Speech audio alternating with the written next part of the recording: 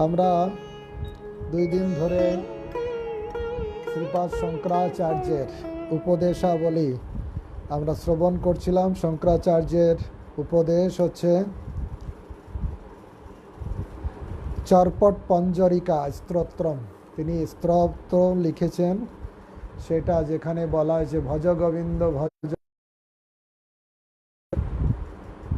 তা প্রাপ্তে সন্নিহিতে কালে রহি রহি রক্ষতে ডুকিং করণে। আমাদের জাগতিক বিদ্যা পাণ্ডিত্য মৃত্যুর হাত থেকে আমাদের রক্ষা করতে পারবে না। আমাদের কর্তব্য হচ্ছে গোবিন্দের ভজনা করা। তা আমরা গত 2 দিনে 9টা শ্লোক আস্বাদন করেছি। 10 নম্বর শ্লোক আমরা পড়ব, যে কিভাবে ভগবত তত্ত্বজ্ঞান লাভ করলে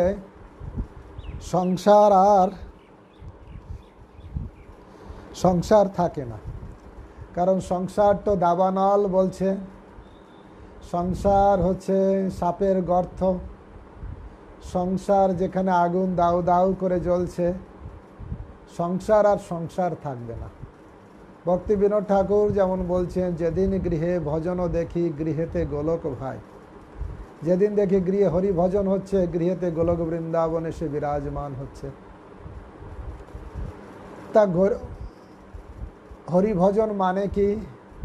বল কৃষ্ণ, ভজ কৃষ্ণ, কর কৃষ্ণ শিক্ষা। বল কৃষ্ণ, কৃষ্ণের নাম করতে হবে।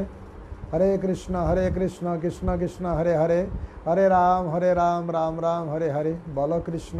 ভজ কৃষ্ণ, কৃষ্ণের যা খুশি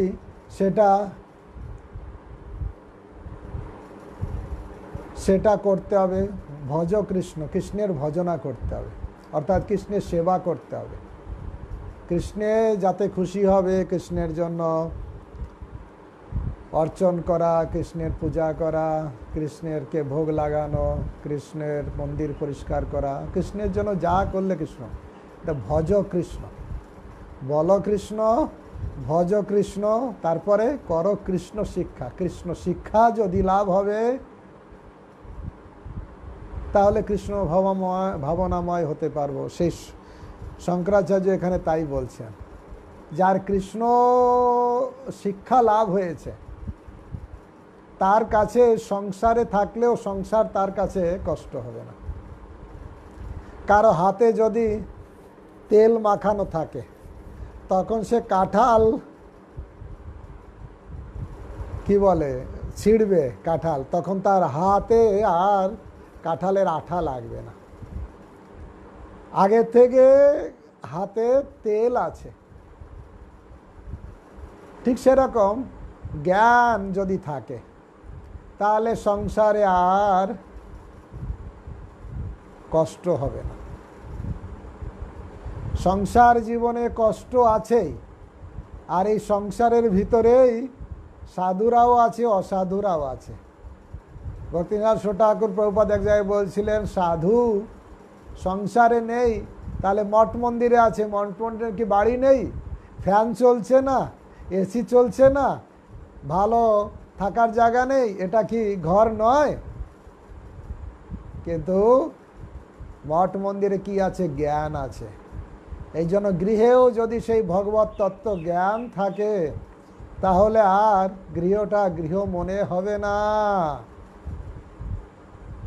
সেই জন্য সুন্দর শ্লোক বলছেন, বয়সী গতে কাম বিকারম শুষ্ক নীরে কাসারম নষ্টে দ্রব্যে কা পরিবার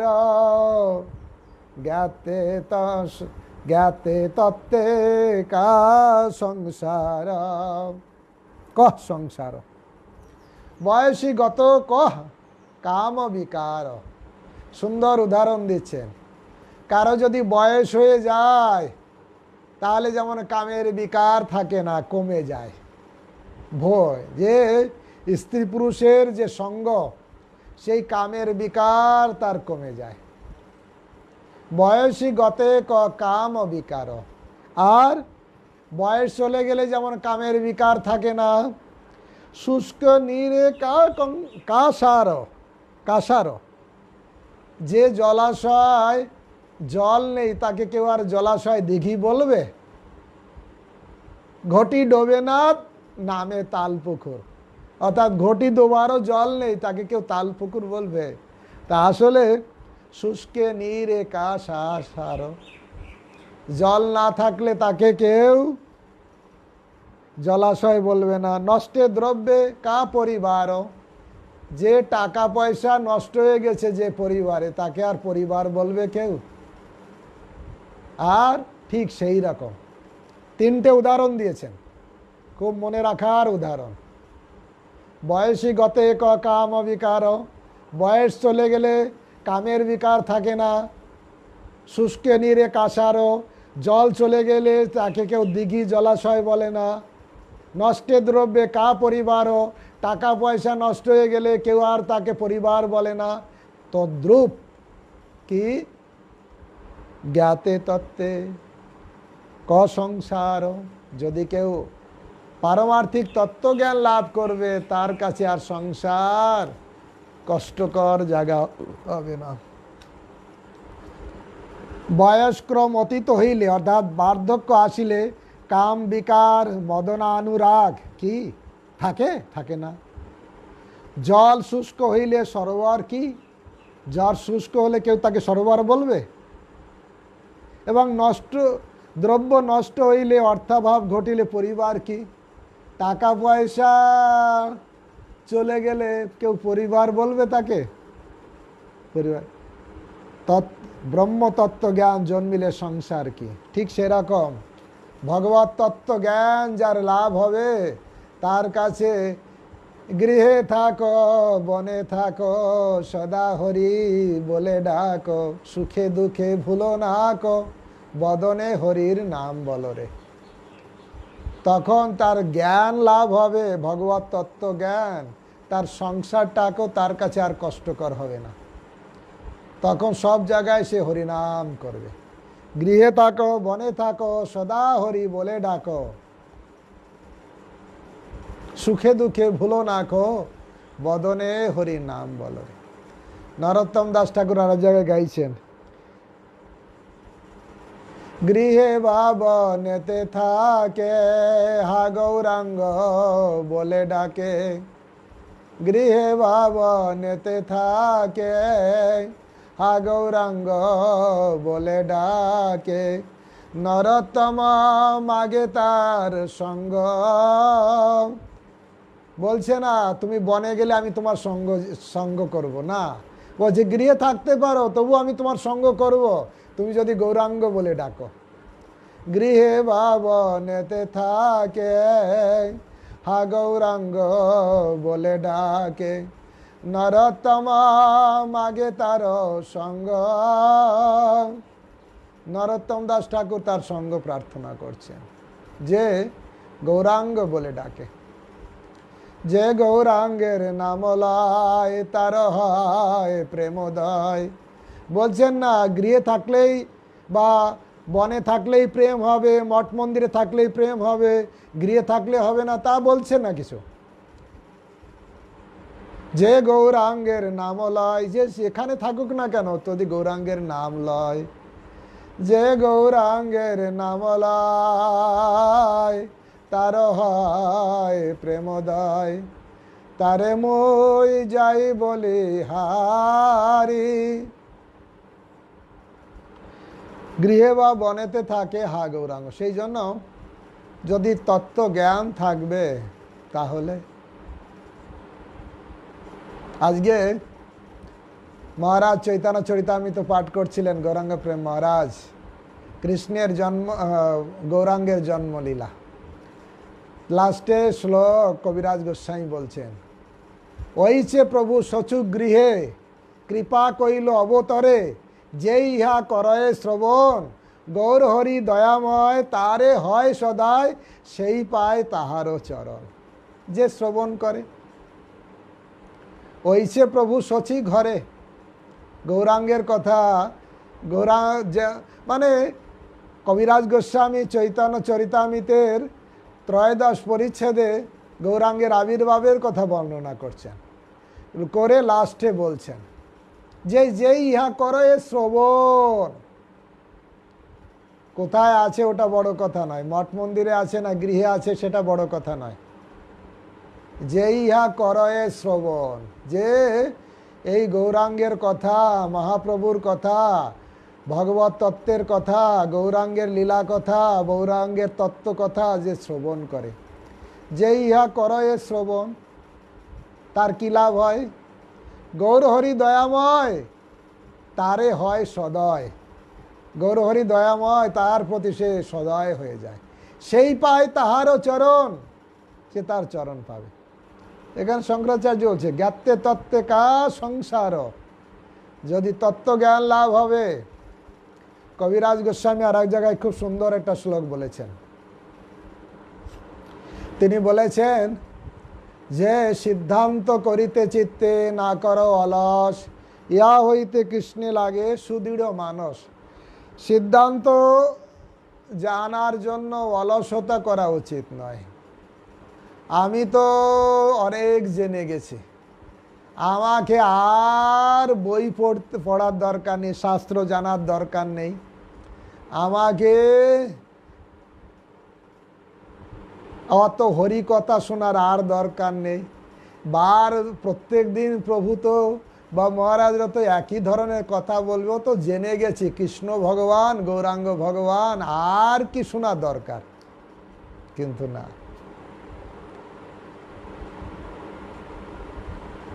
চাণক্য পণ্ডিত একটা শ্লোকে বলছেন যে তিনটে জিনিসে কখনো স্যাটিসফাই হওয়া উচিত নয়।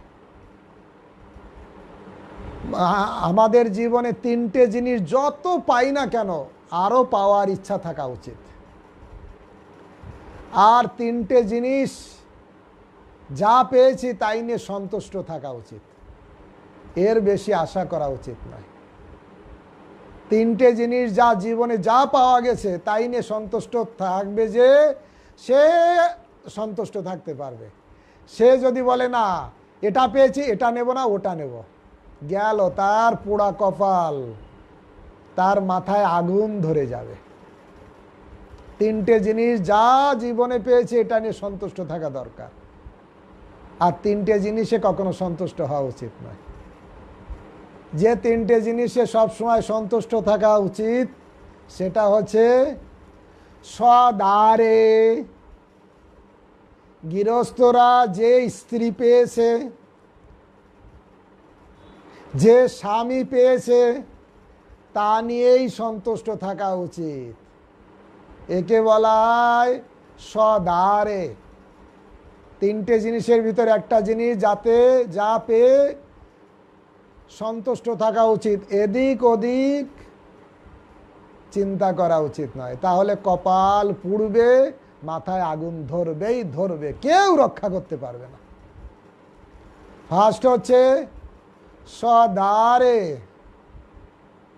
যার সঙ্গে বিবাহ হয়েছে সেই স্বামী অথবা সেই স্ত্রীকে নিয়েই সন্তুষ্ট থাকা উচিত। চাণক্য পণ্ডিত বলছেন সদারে।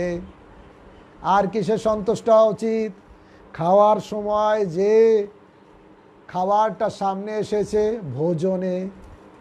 সদারে ভোজনে, ভোজনের সময় যেটুকু হয়েছে ওটা নিয়ে সন্তুষ্ট থাকা উচিত।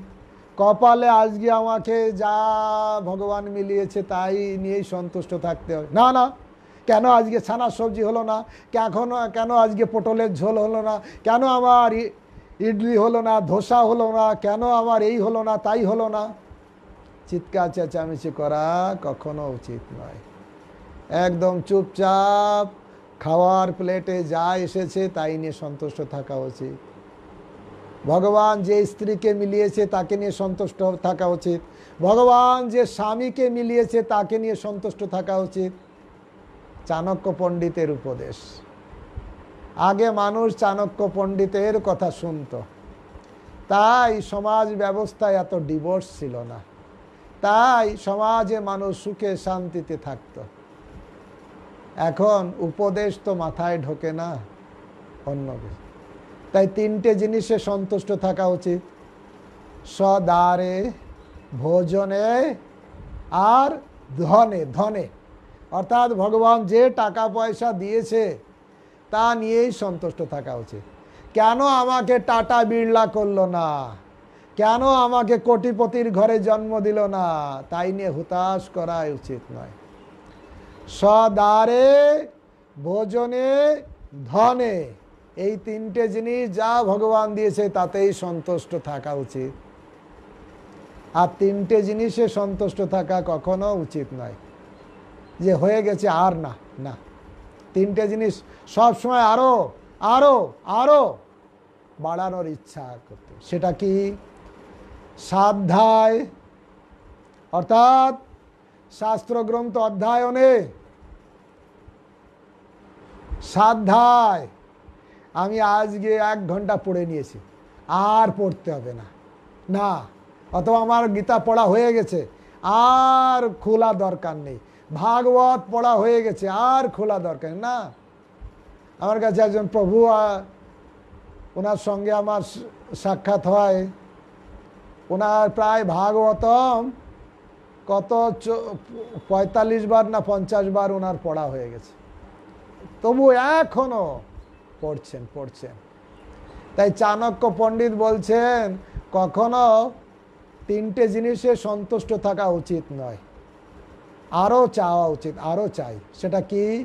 স্বাধ্যায় অধ্যয়নে, গ্রন্থ শাস্ত্র গ্রন্থ অধ্যয়ন করে সন্তুষ্ট হয়ে গেছে, আমার অনেক পড়া হয়ে গেছে, আমি অনেক জেনে গেছি, না আর পড়তে হবে না, না আরও পড়তে হবে, আরও পড়তে হবে। স্বাধ্যায়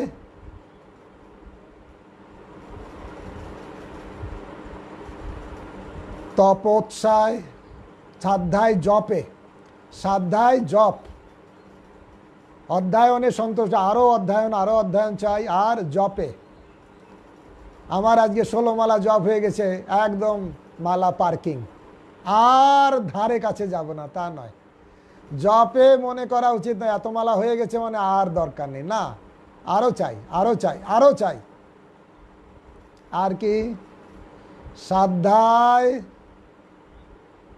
জপে, আর হচ্ছে দানে। দান, আমি অলরেডি ইস্কনকে এত দান করে দিয়েছি, আর কত দেব? না। জন্মাষ্টমী এসেছে তাতে দান করতে হবে, রথযাত্রা তাতে দান করতে হবে, আবার বলছি আবার গৌর পূর্ণিমায়, না। এতে একবার দিয়েছি মানে সন্তুষ্ট হওয়া উচিত নয়। দানে কখনো সন্তুষ্ট হওয়া উচিত নয় যে দান একবার দিয়ে দিয়েছি আর দিতে হবে না, না, বারবার দান। স্বাধ্যায় জপে আর দানে, একে কখনো সন্তুষ্ট হবে। তাই এখানে বলছেন স্বাধ্যায় গ্রন্থ অধ্যয়ন, স্বাধ্যায় গ্রন্থ অধ্যয়ন সব সময় করতে হয়। সেই জন্য বয়সী গতে কাম বিকার, বয়স চলে গেলে কাম থাকবে না। শুষ্কে নীরে কাসারো, জল চলে গেলে আর জলাশয় থাকবে না। নষ্টে দ্রব্যে কা পরিবারও, টাকা চলে গেলে পরিবার থাকবে না। ঠিক সেই রকম এই ভগবত তত্ত্বজ্ঞান লাভ করলে, অধ্যয়ন অধ্যাপনা শাস্ত্র কথা শ্রবণ কীর্তন করলে কা সংসারও, সংসারে থেকেও আর সংসারের ঝামেলা গায়ে লাগবে না। দেহ স্মৃতি নাহি যার, সংসার বন্ধন কাহা তার। যার দেহ স্মৃতি নেই, যে ভোগ বুদ্ধি নেই, কখন এই ভোগ বুদ্ধি থাকবে না? যখন জ্ঞাতে তত্ত্বে তত্ত্বজ্ঞান লাভ হবে, ভগবত তত্ত্বজ্ঞান লাভ হবে, ভগবানের কথা বেশি করে শ্রবণ হবে, তখন হৃদয়ে স্বাভাবিকভাবে বৈরাগ্য আসবেই আসবে। এই জন্য গৌরাঙ্গ প্রেম মহারাজ একবার ঢাকা বাংলাদেশে লেকচারে বলছিলেন, কেউ যদি ভক্তি জগতে টিকে থাকতে চায় তাহলে প্রত্যেক দিন তাকে গ্রন্থ অধ্যয়ন করা দরকার। প্রভুপাদের গীতা, ভাগবত, চৈতন্য চরিতামৃত, এই গ্রন্থ অধ্যয়ন নিয়মিতভাবে কমপক্ষে 1 ঘন্টা, বেশি করলে তো আরও ভালো। কিন্তু আমরা দেখি অনেকেই দীক্ষা নিয়েছে, জব ছুটে গেছে, ভক্তি ছুটে গেছে। কেন ছুটে গেছে?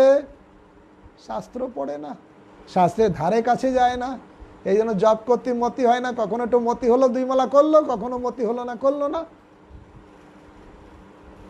শাস্ত্র, সেই জন্য শঙ্করাচার্য বলেছেন জ্ঞাতে তত্ত্বে কা সংসার, তত্ত্বজ্ঞান লাভ করলে সংসার থাকবে। কিন্তু সংসারে যারা থাকে, সবাই আমরা এই জড় সংসারের ভিতরে আছি। এই সংসারে আসক্তিটা কি? পুরুষ মহিলার প্রতি, মহিলা পুরুষের প্রতি আসক্ত। এ হচ্ছে একদম দড়ি দিয়ে বাঁধা আছে। কিন্তু জীবনের অনিত্যতার কথা মনে করা উচিত। পুরুষ সৌন্দর্যের প্রতি আসক্ত না হওয়া উচিত, স্ত্রী সৌন্দর্যের প্রতি আসক্ত না হওয়া উচিত। এইটাই এই 11 নম্বর শ্লোকে বলছেন। পরস্পর পরস্পরকে আকর্ষণ করে, কিন্তু এটা মিথ্যা মায়া মোহবেশ, এটা সব মায়া, মায়ার রচনা, মায়ার মূর্তি। নারী স্তন ভর অভিনিবেশং মিথ্যা মায়া মোহবেশম এতন মাংস বিকারং মনসি বিচারং বারং বারং। হে মন, তুমি বারবার বিচার করো কি রমণীর স্তন প্রদেশ, মানবের যে অভিনিবেশ অনুরাগ জন্মে, উহা মিথ্যা মায়ামোহের আবেশ মাত্র। বস্তুত স্তন মাংস ও বসা প্রভৃতির বিকার মাত্র। উহা পুনঃ পুনঃ বিচার করিয়া দেখো রে মূঢ়, গোবিন্দের ভজনা করো। এই জড় সংসারে পরস্পর সৌন্দর্যের প্রতি মানুষ আসক্ত হয়ে একটা রজ্জু দ্বারা বেঁধে এই সংসার কারাগারে হাবুডুবু খায়। এই পরস্পরের আসক্তি কেটে যাবে যদি ভগবত ভজন হবে, যদি তত্ত্বজ্ঞান লাভ হবে। জ্ঞাতে তত্ত্বে কা সংসার, সংসারের তত্ত্বজ্ঞান লাভ হলে সংসার তার কাছে আর বন্ধনের কারণ হবে না। তখন একজন আর একজনের প্রতি ভোগবুদ্ধি করবে না। এ আমার ভোগের উৎস, ও আমার ভোগের উৎস। জাগতিক সংসার জীবনে যে ভোগটাকে কেন্দ্র করে একে অপরের প্রতি আসক্ত হয়ে এই সংসার কারাগারে পড়ে আছে। যদি জ্ঞান লাভ হবে তখন একজন আর একজনকে ভোগ্য বুদ্ধি না করে সেব্য বুদ্ধি করবে। স্ত্রীকে মনে করবে না সে আমার ভোগ্য বস্তু, সে আমার সেবার জন্য, কারণ সে কৃষ্ণ সেবা করছে, তার সেবা করলে গোবিন্দ খুশি হবেন। স্ত্রী স্বামীকে ভোগ বুদ্ধি করবে না, মনে করবে স্বামী আমার কৃষ্ণ সেবা করছে, তার সেবার মাধ্যমে বৈষ্ণব সেবা আমার সাধিত হবে, তার সেবা করবে। তাই পরস্পরের ভোগবুদ্ধি পরিত্যাগ হয়ে সেবা বুদ্ধি হবে। তখন একজন আরেকজনের প্রতি আর ঝগড়া থাকবে না। যেখানে কামের প্রবল ইচ্ছা, তার অপূর্তিতে ক্রোধ। ক্রোধ মানে কি? আগুন। দেখবেন সংসারে আগুন জ্বলার উদ্দেশ্য হচ্ছে কামের অপূর্তি।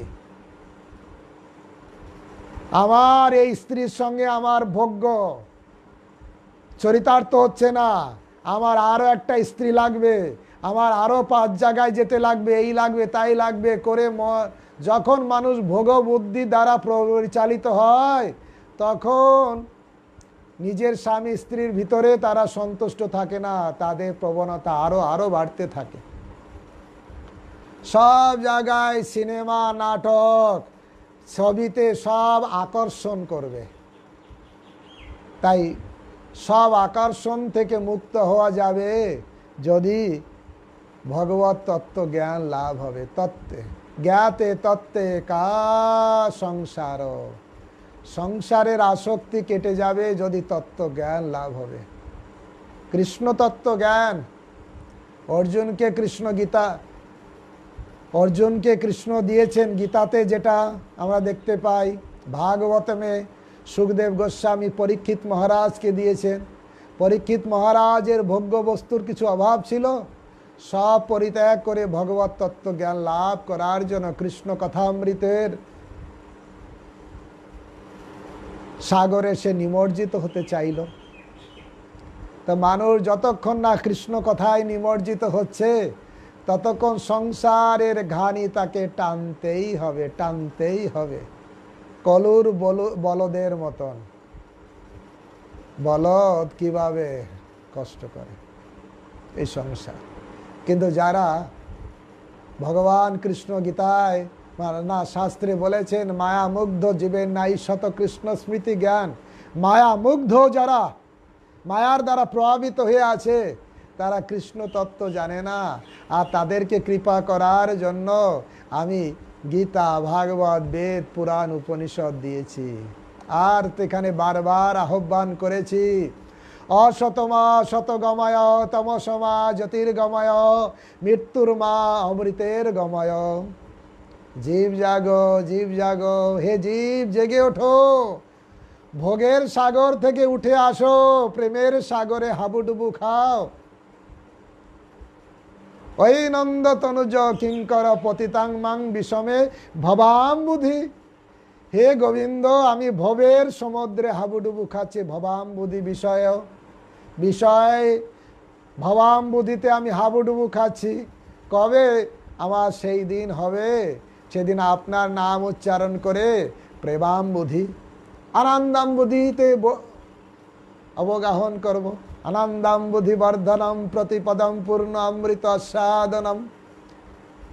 যখন কৃষ্ণ সেবায় রত হব, কৃষ্ণ কথা শ্রবণে রত হব, সাধু সঙ্গে রত হব, কৃষ্ণ ভজনে মশগুল হব, তখন জড় সুখ, যামনাচার্য বলছেন ওই জড় ইন্দ্রভোগের সুখটাকে আমার ঘৃণা আসবে, থুতু ফেলতে ইচ্ছে করবে।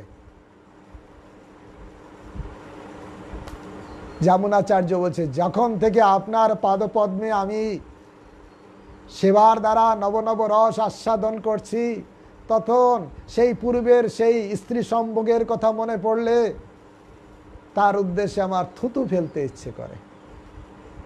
এটা আকাশ কুসুম নয়। ভগবানের প্রতি আসক্তি, জড় ভোগে অনাসক্তি আসবেই আসবে।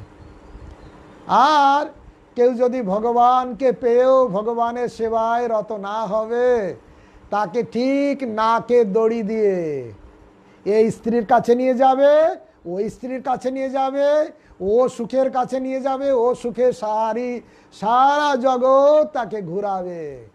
কলির কি বলে, কালির বলদের মতন। বলদকে যেমন নাকে দড়ি দিয়ে ঘুরায়, আমাদেরও ঘুরছি আমরা কিসে? কামের দড়ি, ক্রোধের দড়ি। কাম কোথায়? কাম বাসনা চরিতার্থ করব, কামের অপূর্তিতে ক্রোধ। যুদ্ধক্ষেত্র তৈরি হয়ে গেল, বিরাট যুদ্ধ শুরু হয়ে গেল, আগুন জ্বলতে শুরু করলো, সংসার জেলে জ্বালা কি বলে জ্বলে ছারখার হয়ে গেল।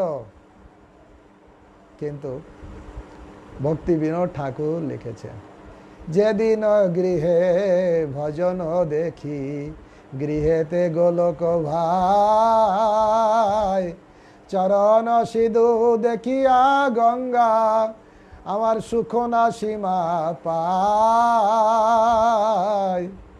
যেদিন গৃহে ভজন দেখি, গৃহেতে যেদিন ভজন হয়, সবাই মিলে আমরা হরি ভজন করি, সেই দিন মনে হয় যে গৃহ যেন গোলক বৃন্দাবন।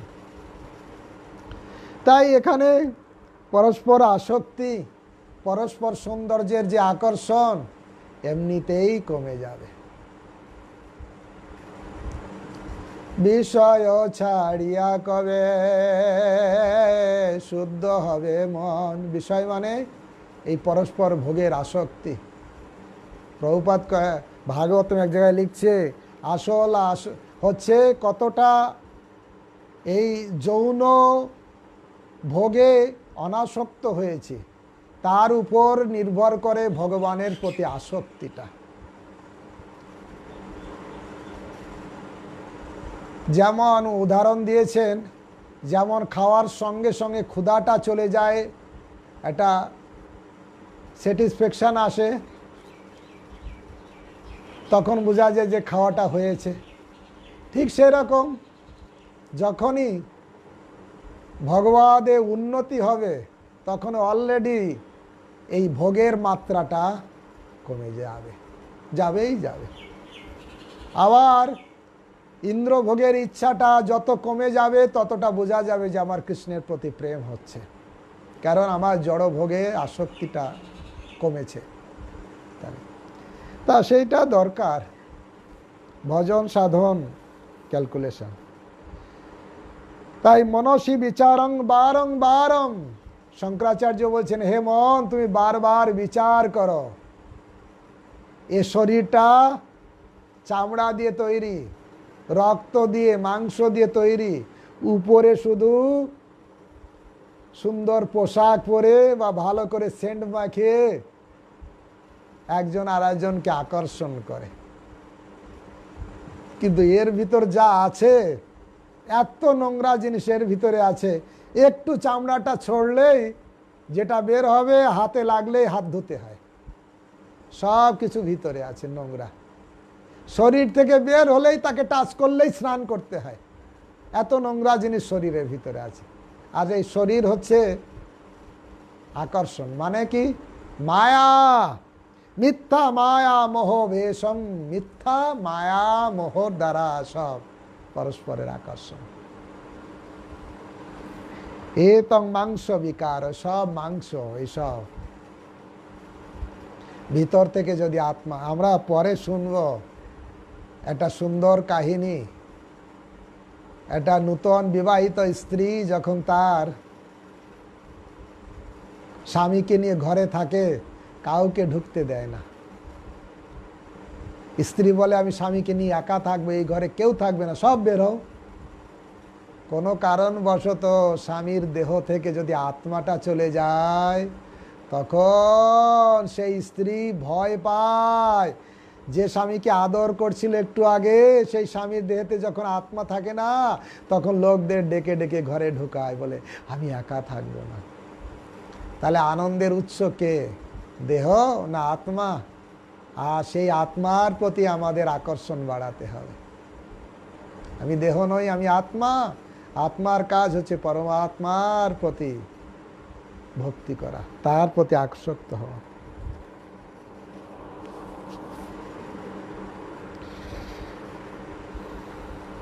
সেই জন্য মনসি বিচারং বারং বারো, হে মন তুমি বারবার বিচার করো। কি বিচার করো? 12 নম্বর শ্লোকে সুন্দর বিচার করছে। তুমি তো ভোগে আসক্ত আছো, সৌন্দর্যের প্রতি, জড় রূপের প্রতি আসক্ত হয়ে আছো, তুমি বিচার করো। কি বিচার করো? কি পরের শ্লোকে বলছেন, কস্তুঙ্কহং কুত আয়াত কামে জননী কোমে তাত ইতি পরিভাব সর্বসারং ত্যক্তা বিশ্বং স্বপ্ন বিচারম। বিচার করো। কি বিচার করো? তুমি কে? তুমি কে? আমি বা কে? কোথা হইতে আসিয়াছ? তুমি কোথা থেকে এসেছো? আমি বা কোথা হইতে আসিয়াছি? বারংবার বিচার করো, তুমি কে? তোমাকে আমি ভোগ্য বুদ্ধি করছি, তুমি কে? কোথা থেকে এসেছো? আমি কে? আমি কোথা থেকে এসেছি? আমার জননী কে? আমার জননী কে? আমার চোখ বন্ধ হয়ে গেলে জননীকে আর দেখতে পাবো না। আমার পিতাই বা কে? পিতা মাতা কয়দিনের পিতা মাতা? আমার বয়স যদি 50 বছর হয়, আমার আগে আর একজন পিতা মাতা ছিল 50 বছর আগে। এখন আমার পিতা মাতা আছে। আজকে যদি মারা যায়, কালকে আমার নতুন পিতা মাতা হবে, কুকুর পিতা মাতা, শিয়াল পিতা মাতা, কেউ না কেউ হবে। চিন্তা করো, এই অখিল বিশ্ব অসার স্বপ্ন কল্পিত। মূঢ় মতে এ সংসার স্বপ্ন কল্পিত। আমরা ভাগবতমের 2য় স্কন্ধে আমরা পড়ছিলাম কি করে স্বপ্নে মানুষ স্বপ্ন দেখে, কত সুন্দর খাবার দাবার এসেছে, আমি এখন খেতে যাচ্ছি। হঠাৎ যদি ঘুম ভেঙে যায়, আরে খাবারও নেই, আমি কোথায়? আমি তো ছেঁড়া কাঁথায় শুয়ে আছি। স্বপ্নে মানুষ রাজা হয়, স্বপ্নে মানুষ ময়ূর পঙ্খিতে চড়ে। এসব স্বপ্ন। ঠিক সেরকম নিত্য জীবনের তুলনায় এই জড় জগতে যে 2 দিন আমরা আছি, এসব স্বপ্নবৎ। স্বপ্নবৎ। স্বপ্ন ত্যক্তা বিশ্বং স্বপ্ন বিচারম। এ বিশ্ব স্বপ্নের মতন 2 দিনের জগতে আমি এসেছি। আমার বাবা, আমার মা, আমার ছেলে, আমার মেয়ে, আমার টাকা, আমার পয়সা, আমার গাড়ি, আমার বাড়ি, কত কিছু আমার আমার। হঠাৎ স্বপ্ন ভেঙে গেল, কেউ কার বাবা নয়, কেউ কার ছেলে নয়, কেউ কার মেয়ে নয়, কিছুই নয় কেউ।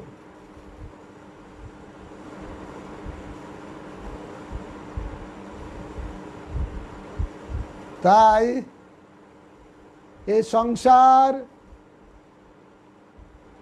স্বপ্নবৎ। 12 নাম্বার, বারবার মনে করতে, তুমি কে, তুমি কোথা থেকে এসেছো, আমি কে, আমি কোথা থেকে এসেছি, কে পিতা, কে মাতা, এই চিন্তা করো বারবার। স্বপ্নবৎ, স্বপ্নে। তাই এটা এই আমাদের সাধুর কাছে গেলে সাধু বারবার বলে,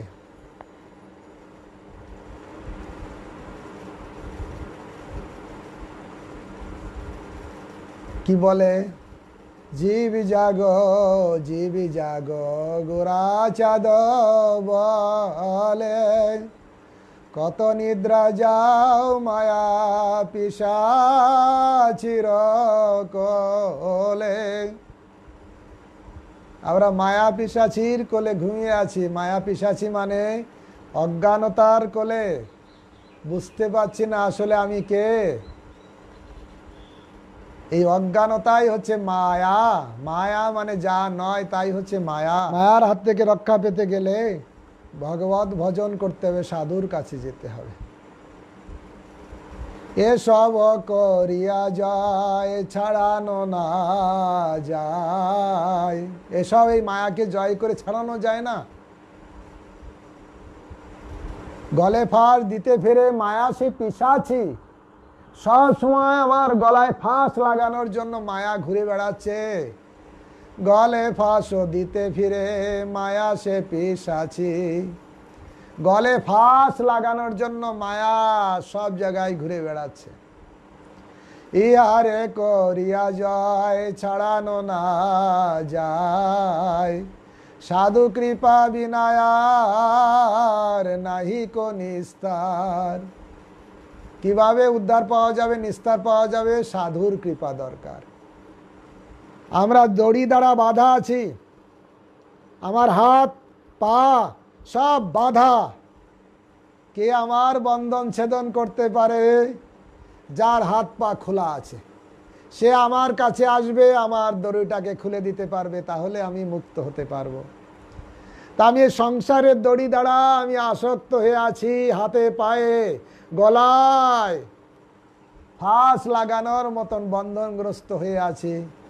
সেই জন্য বৈষ্ণবদের ডাকতে, হে বৈষ্ণব ঠাকুর, ও হে বৈষ্ণব ঠাকুর, দয়ার সাগর, এ দাসে করুণা করি, আর দিয়া পদ ছায়া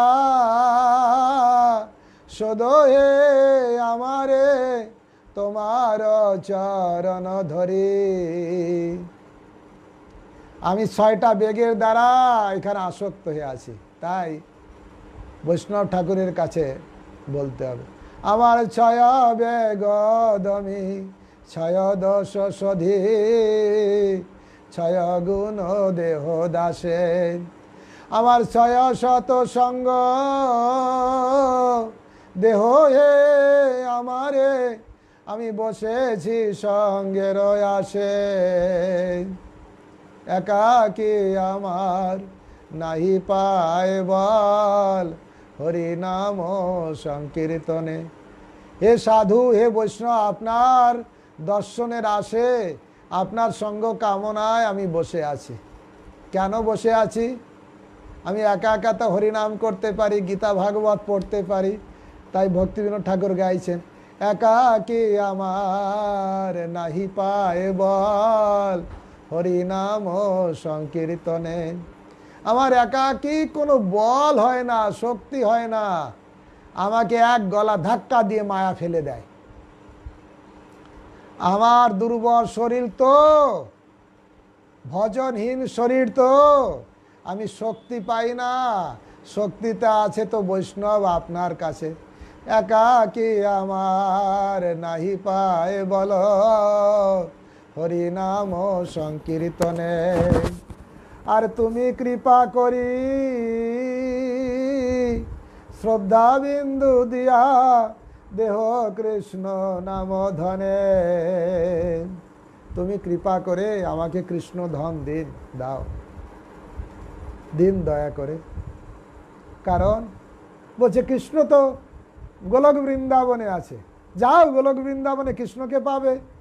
গোলক ওই মায়াপুরে তো কৃষ্ণ আছে, সেখানে যাও, কৃষ্ণ আছে, গৌরাঙ্গ আছে, বৃন্দাবনে কৃষ্ণ আছে, যাও সেখানে।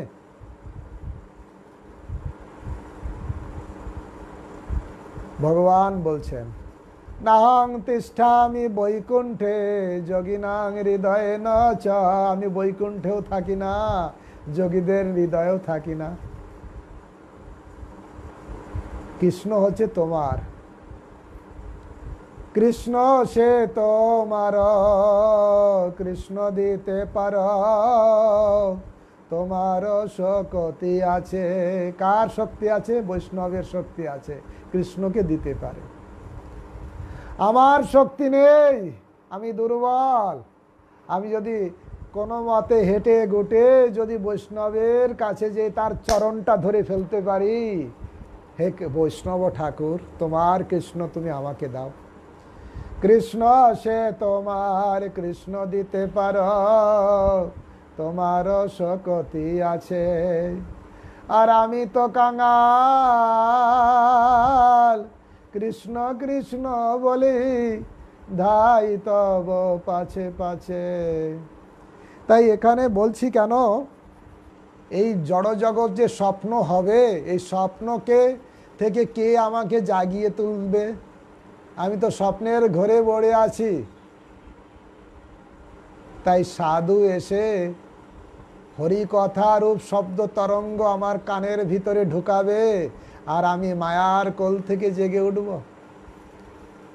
কারো বাড়িতে সব কিছু চুরি হয়ে যাবে চোর যদি শব্দ না করে। শব্দের মাধ্যমে আমরা ঘুম থেকে জেগে উঠি। ঠিক সেরকম অপ্রাকৃত শব্দ তরঙ্গ যখন আমাদের কানে প্রবেশ করে, শুদ্ধ ভক্তের মুখ থেকে যে শব্দ তরঙ্গ সেটা যখন আমাদের কানে প্রবেশ করে, তখন এই কানের ভিতর দিয়ে হৃদয়ে পশিল গো মরমে পশিব গো, আকুল করিল মন প্রাণ। বৈষ্ণবের মুখ থেকে উচ্চারিত শব্দ তরঙ্গ কানের ভিতর দিয়ে যখন আমার হৃদয়ে প্রবেশ করে, তখন হৃদয় কৃষ্ণ প্রেমে ভরপুর হয়ে যায়। তাই স্বপ্ন থেকে আমরা উঠতে পারি যখন কেউ শব্দ করে। কি শব্দ? হরে কৃষ্ণ কৃষ্ণ কৃষ্ণ হরে হরে, হরে রাম রাম রাম হরে হরে। অথবা গৌরাঙ্গের মধুর লীলা যার কর্ণে প্রবেশিলা, হৃদয়ে নির্মল হইল তার, সে জেগে উঠতে পারে। তাই স্বপ্ন থেকে আমরা জেগে উঠব। আমার বাড়ি, আমার গাড়ি, এসব স্বপ্নের মতন। এর থেকে কখন জাগব? যখন বৈষ্ণবের কৃপা হবে। বৈষ্ণবের কৃপা বলে সন্দেহ যাইবে চলে, তুমি পুনঃ হইবে তোমার। এখন আমি নিজের কল্যাণের নয়, এখন আমি নিজের পক্ষে নেই, আমি নিজের বিপক্ষে আছি। কেন? আমি যদি নিজের পক্ষ হতাম, তাহলে নিজেকে উন্নত করার জন্য সাধুগুরু বৈষ্ণবের কাছে যেতাম, হরি কথা শ্রবণ করতাম, মন দিয়ে ভগবানের নাম করতাম, ভগবানের সেবা করতাম। আমি তো নিজের পক্ষে নেই, আমি নিজের শত্রু হয়ে গেছি। শত্রু কেন? দেহটাকে আমি নিজের বলে মনে করেছি, এই দেহ হচ্ছে আমার। কিন্তু আচার্যরা কি বলছেন? এমন শরীর সুখে মন দেহ জলাঞ্জলি, এ দেহ তোমার নয়, বরঞ্চ এ শত্রু হয় সিদ্ধ দেহ সাধন সময়। এ দেহ তোমার নয়, বরঞ্চ হরিভজনের বেলায় তোমার বড় শত্রু। কেন শত্রু? তুমি চাও কৃষ্ণ ভজি, দেহ জড়ে যায় মজি। তুমি কি কৃষ্ণকে ভজনা করতে চাও, কিন্তু দেহ জড়ের ভিতর মজে যায়। আমি দেখেছি, আমি অনেকবারও ভাবি, আরও ভোরে উঠবো, ভোরে উঠবো, বেশি করে ভোরে জপ করব। অনেক সময় অ্যালার্ম দিয়ে রাখি, অ্যালার্মটা আবার বন্ধ করে দিই। সকালে সকালে ঘুম থেকে উঠা প্ল্যান করি, কিন্তু প্ল্যান ভেঙে ফেলি। এমনই মূর্খ আমি। কারণ শরীর বলে, আরে ঠিক আছে, আর একটু বিশ্রাম করো না, এখন তো তোমার ভালো ঘুম পাচ্ছে, তুমি না ঘুমালে, দেখো অন্য প্রভুরাও তো ঘুমিয়ে আছে, তুমি ঘুমালে অসুবিধা কি আছে, আর ঠিক আছে একদিন না একটু ঘুমিয়ে নাও। এই রকম করে করে শরীরটা আমাকে বুদ্ধি দেয়, থাকো। তাই এই শরীর আমার বন্ধু নয়, শত্রু। আমি চাই কৃষ্ণ ভজি, দেহ জড়ে যায় মজি। আমি কৃষ্ণকে ভজনা করতে চাই, আর দেহ জড় ভোগে মরে মজি।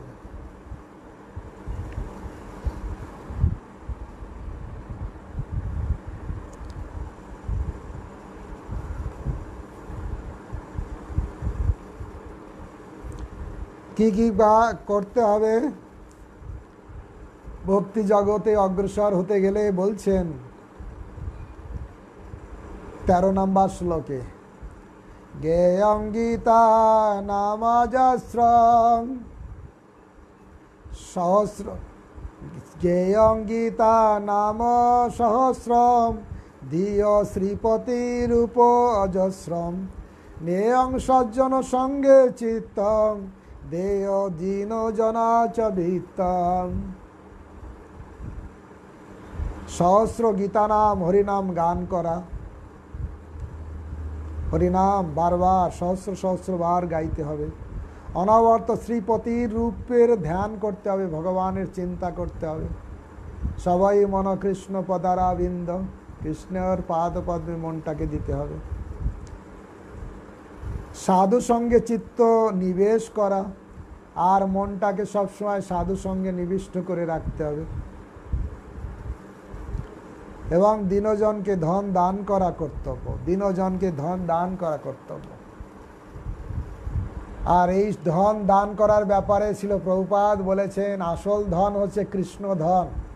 দীন যারা হচ্ছে কৃষ্ণ বিমুখ, তারা হচ্ছে বড় পতিত, তাদের উদ্দেশ্যে কৃষ্ণ হনামৃত দান করতে হবে। গীতা হরিনাম বারবার করতে হবে, মুরারির অর্চনা করতে হবে, আর সাধু সঙ্গে থাকতে হবে, আর অন্যদের কাছে ভগবানের বাণী প্রচার করতে হবে। দীনজন যারা কৃষ্ণ বিমুখ, অর্থাৎ কৃষ্ণ ধন থেকে বঞ্চিত, তাদের কাছে এই ধন দান করতে হবে। যে ধনে হইয়া ধনী, মনিরে না মানমণি, তাহার খানিক মাগি আমি নত শিরে, এত বলি নদী তীরে ফেলিল মানিক।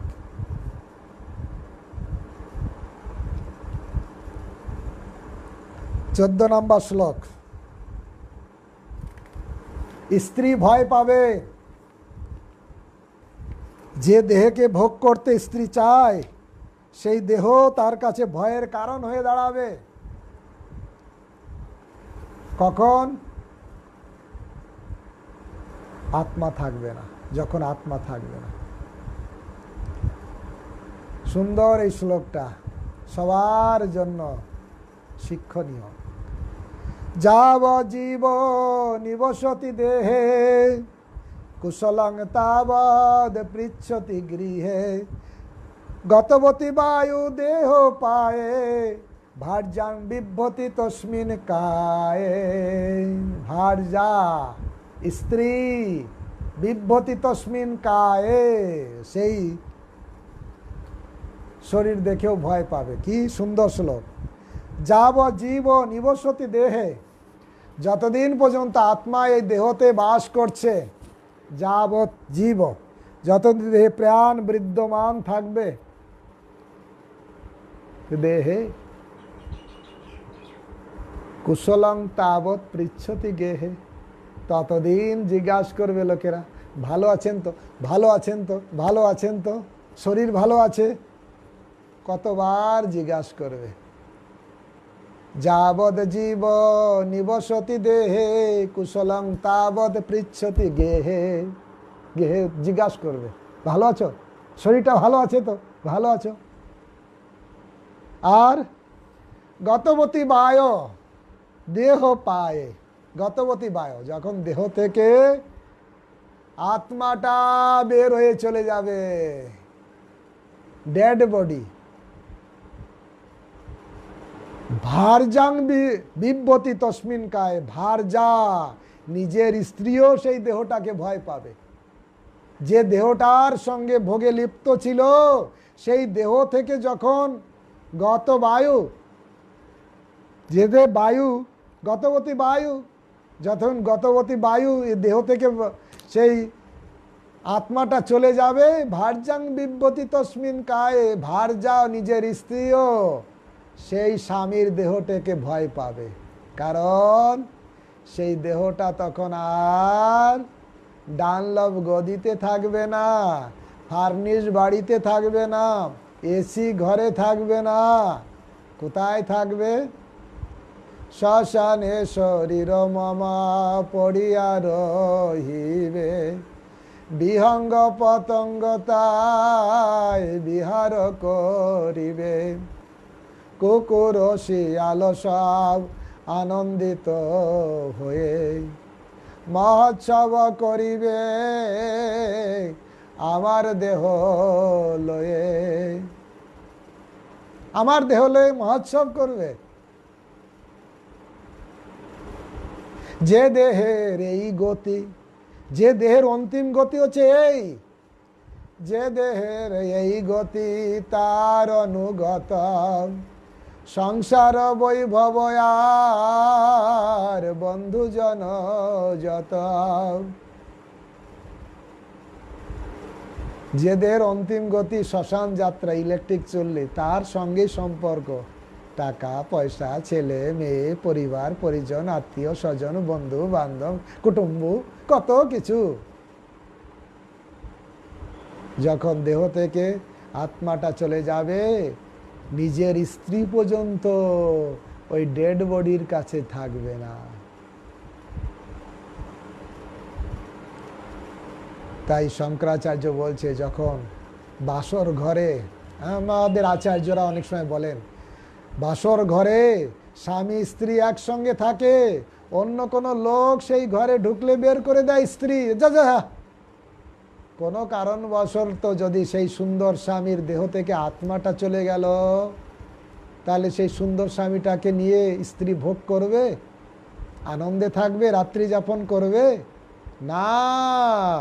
ভারজাং বিভ্বতি, ভারজাং বিভ্বতি তস্মিন কায়ে, ভারজাও পর্যন্ত ওই বডি দেখে ভয় পাবে। তাহলে আনন্দের উৎস দেহ না আত্মা? আত্মা, যেটা ভগবানের অংশ। আত্মা, দেহ থেকে আত্মাটা চলে গেলে আর এই দেহের কোনো গতি থাকবে না। 15 নম্বর শ্লোক। সুখতে ক্রিয়তে রাম ভোগ, পশ্চাদন্ত শরীরে রোগ, যদ্যপি লোকে মরণং শরণম, তদপি ন মুচ্যতি পাপাচরণম। কি হয়? সুখ ভোগের বাসনায় লোকে রমণী সঙ্গ ভোগ করে, জড় ইন্দ্র ভোগ করে সুখ আনন্দ পাওয়ার জন্য, কিন্তু হায় পরিণামে শরীরে রোগের আবির্ভাব হয়। যত ভোগ তত রোগ। মৃত্যুকে আশ্রয় করিতেই হইবে, এবং একদিন অন্তিমে তো মৃত্যু তো আসবেই আসবে, অর্থাৎ মরণ হইবে, ইহা যদি নিশ্চিত, তথাপি লোক পাপানুষ্ঠান ত্যাগ করিতে পারিতেছে না কেন?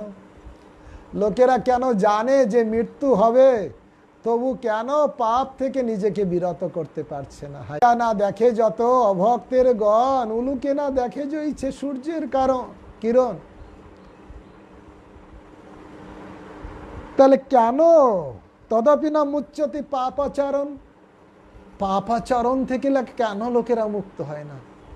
এই জন্য ভক্তরা মনে করে, মাঝে মাঝে মনে করে, প্রভু এ মানুষ কি দেখতে পায় না এত কষ্ট পাচ্ছে পাপের ফলে, তবুও মানুষ পাপ করবে? পাপের ফলে লকডাউনে সবাইকে ঘরে ঢুকিয়ে দিয়েছে, আর ঘর থেকে একটু বাড়ানোর সুযোগ পড়লেই অমনি মদের দোকানে লাইন, কোটি কোটি টাকার মদ। হায় রে হায়। একজন মদ খেয়ে দেখলাম বিষাক্ত সাপ কামড়িয়ে কামড়িয়ে চিড়ে ফেলছে। আমি ভাবলাম মদ খেলে মানুষ কি হয়। দুঃখের বিষয়, রাষ্ট্র নেতারাও বোঝে না, মানুষের কল্যাণের চিন্তা না করে ভাবে মদ খেলেই আমাদের অর্থনৈতিক চাঙ্গা হবে আর মানুষ ভাঙ্গা হবে। মানুষ যে ভেঙে যাবে, অর্থনৈতিক চাঙ্গা হবে, কি লাভ হবে? মানুষ মরুক, শ্মশানে যাক, আমার অর্থনৈতিক চাঙ্গা হয়ে আমি বাবা। তা বলছে তদপি ন মুচ্যতে পাপাচারণ। দেখে মানুষ মদ খেয়ে খেয়ে, কেউ কি এটা দেখে না? ডাক্তাররা কি এটা বলতে পারে না যে লেবার খারাপ যার যার হচ্ছে তার কত পার্সেন্ট মদ খাওয়া লোকেরা? একই রিপোর্ট কেউ জানে না? সরকার কি জানে না? যাদের ক্যান্সার হচ্ছে এত বড় বড় হোর্ডিং দেওয়া হচ্ছে পান বিড়ি সিগারেটের দোকানের সামনে, ধূমপান ক্যান্সারের কারণ, আর সেইখানে আবার ধূমপান করা হচ্ছে। মদ খেলে মানুষের আনন্দ হয় না পাগলামি হয়? অথচ হায় রে হায়। সেই জন্য এখানে শঙ্করাচার্য কত 800-900 বছর আগে বলে গেছেন, হায় রে হায়, সুখতে ক্রিয়াতে রাম ভোগম। সুখতে, সুখের জন্য মানুষ ভোগের সাগরে নিজেকে ভাসিয়ে দেয়। কিন্তু ভগবদ গীতায় উল্টো কথা বলছে, 180 ডিগ্রি উল্টো কথা বলছে। জগতের মানুষ মনে করে আমার 5টা ইন্দ্রিয় আছে, চক্ষু কর্ণ নাসিকা জিহ্বা ত্বক, 5টা ইন্দ্রিয় দিয়ে 5টা বিষয় ভোগ করেই মনে হয় আমার আনন্দ হবে। সুখতে ক্রিয়তে রাম ভোগম। সুখ হবে কোথায়? 5টা চক্ষু, চোখ দিয়ে নোংরা নেকেট দৃশ্য দেখলে, কান দিয়ে লারে লাপ্পা শুনলে, জিহ্বা দিয়ে মদের বোতল খেলে, এইরকম। আর স্পর্শ ইন্দ্রিয় দিয়ে অবৈধ মেলামেশা, নাসিকা দিয়ে খারাপ ঘ্রাণ আঘ্রাণ করা। আমরা মনে করি 5টা ইন্দ্রিয় দিয়ে 5টা বিষয় ভোগ করাটাই হচ্ছে আনন্দ। কিন্তু গীতাতে 180 ডিগ্রি উল্টো বলছেন, জহি সংস্পর্শ যা ভোগা দুঃখ জনায় এবতে আদ্যবন্ত কন্তে নতেষু রমতে বুধ। বুধ যারা বুদ্ধিমান তাতে রমণ করে না। জহি সংস্পর্শ যা ভোগা দুঃখ জনায়া, দুঃখের জননী, সুখের জননী নয়, দুঃখের জননী। স্পর্শ যা ভোগা, যখন 5টা ইন্দ্রিয় 5টা বিষয়ের কাছে আসে তখন ভোগ নয়, পরিণামস্বরূপ রোগ শুরু হয়। এখানে তাই বলছেন, সুখতে ক্রিয়তে রাম ভোগ পশ্চাদন্ত শরীরে রোগ। একবার মায়াপুরে একজন প্রভু বলছিলেন, আপনি বড় বড় হসপিটালে যান, দেখুন মৃত্যুর সঙ্গে যারা পাঞ্জা লড়ছে তারা দেখা যাবে এই 4টে পাপ কর্ম তারা বেশি করেছে। আমিষাহার, মাদক দ্রব্য, জুয়াপাশা, অবৈধ মেলামেশা যারা বেশি করেছে তারা মৃত্যুর সঙ্গে পাঞ্জা লড়ছে। তাই এখানে তাই বলছেন, সুখতে ক্রিয়তে রাম ভোগ পশ্চাদন্ত শরীরে রোগ। শরীরে রোগগ্রস্ত হয়ে যাবে। কত রকম রোগ, রোগ ব্যাধি। যখন ভোগ শরীর দিয়ে ভোগ হবে তখন রোগ হবে। যদ্যপি লোক মরণম শরণম, যদিও অন্তিমে সে মরণের কাছে শরণ গ্রহণ করে। হায় হায়, মাথায় হাত দিয়ে শঙ্করাচার্য বলছেন, হায় হায়, তথাপি না মুচ্যতে পাপাচারণম। তথাপি মানুষ পাপ আচরণ থেকে বিরত হয় না। আমিষ থেকে কত বড় বড় রোগ আসছে, কেউ আমিষ খাওয়া থেকে বিরত হয় না। পশুর উপর অত্যাচার করলে প্রকৃতি তার বদলা নিচ্ছে, কেউ অত্যাচার বন্ধ করে না, কেউ পাপ আচরণ। হায় হায়, কবে জ্ঞান হবে? তাই শঙ্করাচার্য বারবার বলছেন, ভজ গোবিন্দ ভজ গোবিন্দ ভজ গোবিন্দ মূঢ় মতে প্রাপ্তে সন্নিতে কালে নহি নহি রক্ষতে ডুকিং করুণে।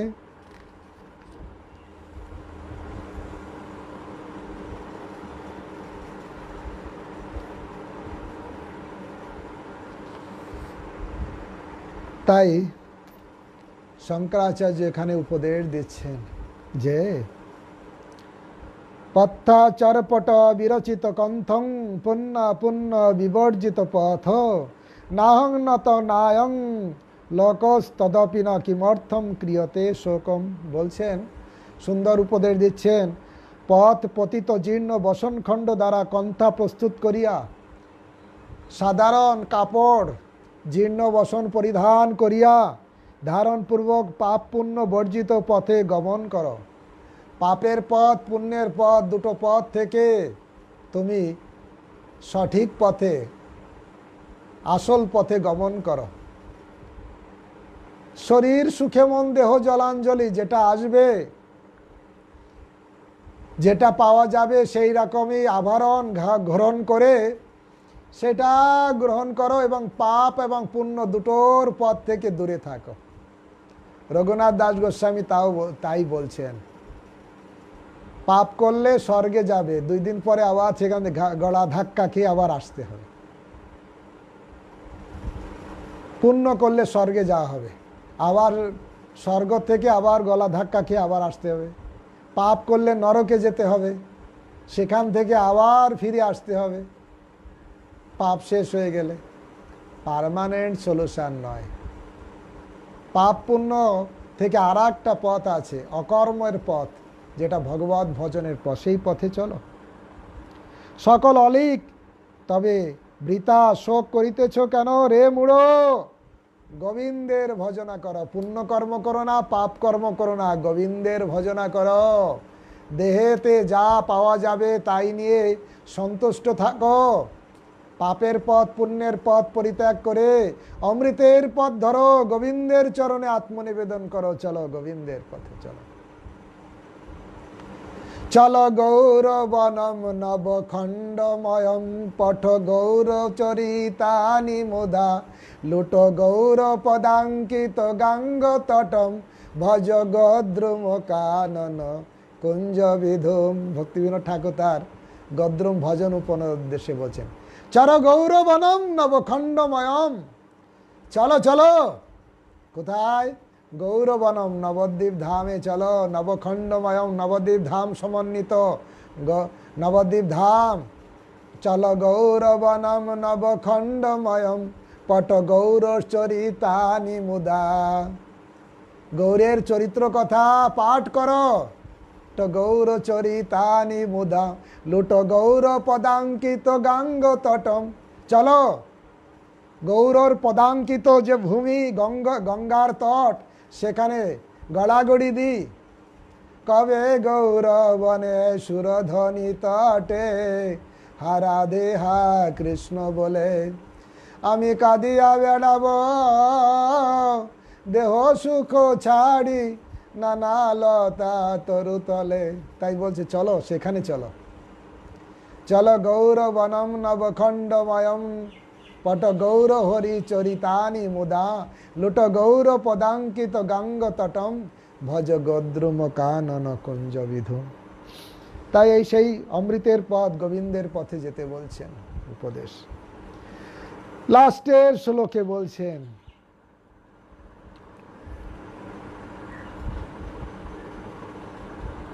শুধু বিভিন্ন ব্রত ধারণ করলেই যে ভগবত ধামে যাওয়া যাবে তা হবে না, শুধু বারবার গঙ্গা স্নান করলেই যে হবে তাও হবে না, গোবিন্দের ভজনা করতে হবে। তাই বলছেন, কুরুতে গঙ্গা গরগ গঙ্গা সাগর গমনম ব্রত পরিপালন মথাবদানম জ্ঞানবিহীন সর্বমনেন মুক্তির্ন ভবতি জন্মশতেন। ভজ গোবিন্দ ভজ গোবিন্দ ভজ গোবিন্দ মূঢ়মতে প্রাপ্তে সন্নিতে মরণে নহি নহি রক্ষতি ডুকিং করণে। বলছে জ্ঞান লাভ না হলে শুধু বারবার স্নান করলে হবে না, জ্ঞান লাভ করতে হবে আর মুকুন্দের ভজনা করতে হবে। কি? গঙ্গা সাগরে গমন করুন, নানাবিধ ব্রতের অনুষ্ঠান করুন অথবা দান করুন, তত্ত্বজ্ঞান লাভ না হইলে শত শত জন্মেও মুক্তি লাভের আশা নাই। অর্থাৎ কৃষ্ণ তত্ত্ব জ্ঞান লাভ করতে হবে, কৃষ্ণকে জানতে হবে, গৌরাঙ্গ মহাপ্রভুকে জানতে হবে।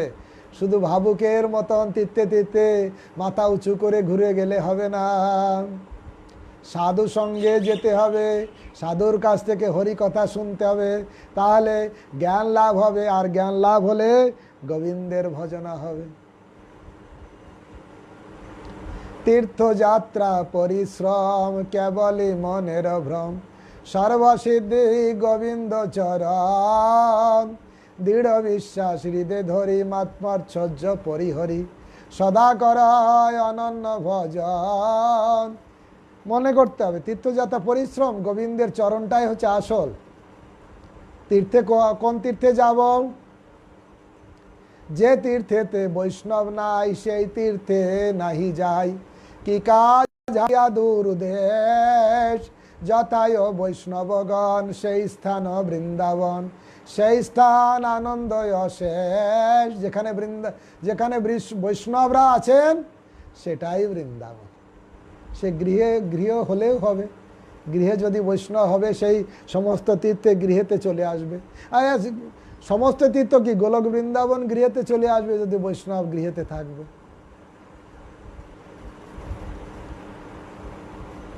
তাই বৈষ্ণব ও চরণ রেণু ভূষণ করিয়াতন। তীর্থ জল পবিত্র গুণে লিখি আছে পুরাণে, সেসব ভক্তির প্রবঞ্চন বৈষ্ণবের পাদদক সম নহে এই সব, যাতে হয় বাঞ্ছিত পুরাণ। তীর্থ জলের কথা পবিত্র বলা হয়েছে, কিন্তু বৈষ্ণবের পাদধৌত জল তীর্থের জলের থেকেও শতগুণে পবিত্র। তাই শঙ্করাচার্য এখানে বলছেন যে গঙ্গাসাগর বারবার যান, ব্রত পালন করুন। জ্ঞানবিহীন ব্যক্তির মুক্তি হবে না, ভগবত ধামে যেতে পারবে না। সাধু সঙ্গে ভগবত তত্ত্ব জ্ঞান লাভ করতে হবে। হরে কৃষ্ণ কৃষ্ণ কৃষ্ণ হরে হরে, হরে রাম রাম রাম হরে হরে। এইখানে রহিল গ্রন্থ অমৃত লহরি, বদন ভরিয়া সবে বল হরি হরি।